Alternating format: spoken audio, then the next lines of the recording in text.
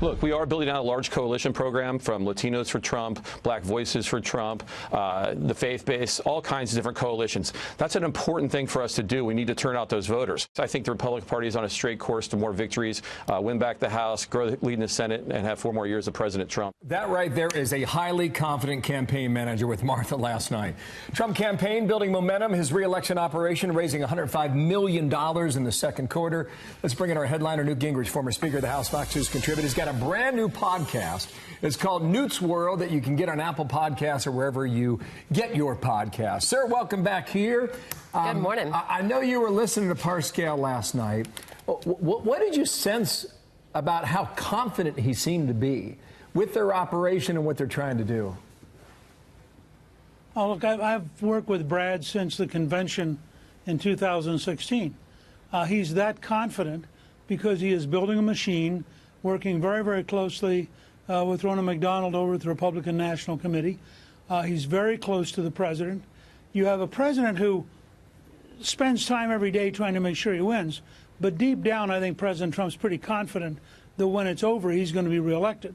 And that makes Parscale the right campaign manager because he's pretty sure when it's over, Trump's going to get reelected. So they're a pretty good team. That doesn't mean that they're sloppy. It doesn't mean they're overconfident. This is all predicated on just tremendous amounts of hard work. I mean, 2 things. Look at the amount of money Parscale has helped raise, and then look at the size of every one of these rallies. I mean, part of what you see out there is a permanent campaign of 20, 30, 40,000 people at a time, many of whom didn't vote for Trump. I think 44% of the people at the El Paso rally were Latinos. And so there's a lot of stuff going on out there. And the other side is they look at the debates the other night and they think these people are going to go so far to the left, they're going to leave a gap about 25 miles wide between their views and the American people. And I think all of this is coming together in a way that's a little reminiscent of 1972 and 1984 when the 2 Republican incumbents won massive re-elections. So I think Parscale's probably right. Who poses the biggest threat on the left right now for the president, Speaker? No one. Look, if the economy stays good and the president stays focused, he's going to win. Now, he might win by different coalitions. He'd probably have a marginally harder time in some ways with Biden or a marginally harder time with Kamala Harris, who I think, and I just wrote a piece for Newsweek, I think she's probably the most dangerous of the Democrats.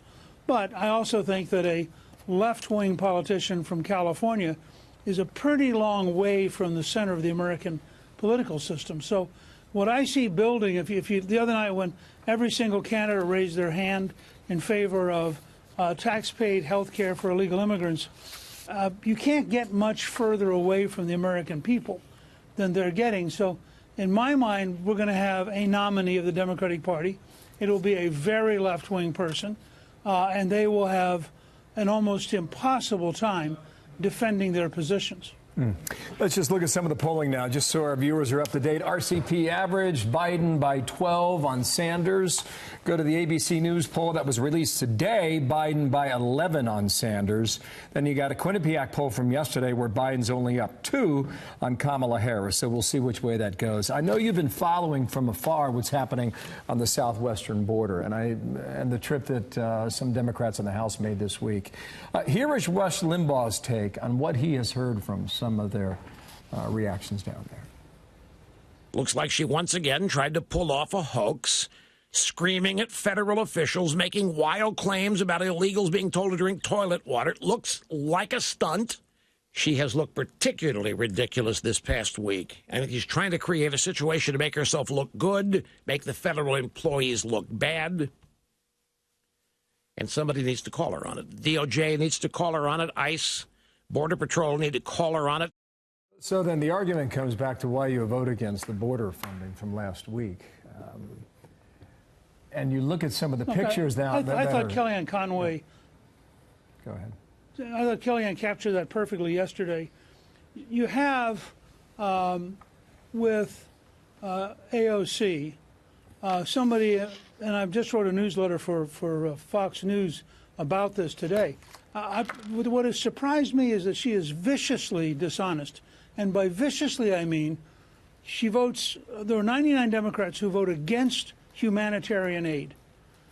They then go to the border to look at the disaster the Congress has created. Remember, every major problem dealing with asylum, dealing with people coming over, dealing with people who are being attracted to come to the U.S. from Guatemala or El Salvador or Honduras, because they've been told, hey, the Americans are so stupid, if you get there, you're going to get in, you're going to get taken care of. So you now have over 100,000 people a month coming, and you just had the former director of Secretary of Homeland Security, Jay Johnson, for Barack Obama, who said, if we went to open borders, you could multiply that to 1 million a month. Now, so people like AOC create the disaster, refuse to fix it, vote against funding to help people, and then go down there to attack the people who are saying to her, we don't have enough money, we don't have enough facilities, the law doesn't work, why don't you go back and fix it? And I just think her attitude and her approach is, and I use these words deliberately, she is a viciously dishonest person. You have a man and his daughter dying in the river because the Democrats in Congress refuse to fix the law, refuse to control the border, refuse to pass humanitarian aid. It is truly despicable to watch people like this operate, and I think she should be shamed over it. I think people should say, this is not tolerable. That's not the kind of person that the news media, frankly, ought to be covering, because she's so dishonest.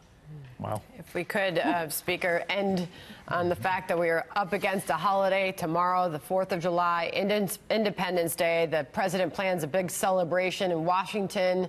Meanwhile, Nike pulling shoes from its shelves because it's got the Betsy Ross flag on it. Final thoughts from you. A lot to bite into there. Look, parts of American corporate culture have now sold out, are so intimidated they do truly dumb things. What Nike did was truly dumb and a little sad. The idea that they are somehow embarrassed to have an original American flag coming out on the week of July 4th, give me a break. I think people at Nike should be ashamed, and I think the Nike stockholders ought to be demanding that they change their position. Thank you, Mr. Speaker. Newt Gingrich with us today. Happy 4th of July to you. We'll see how it goes tomorrow night on the National Mall. Thank you, sir.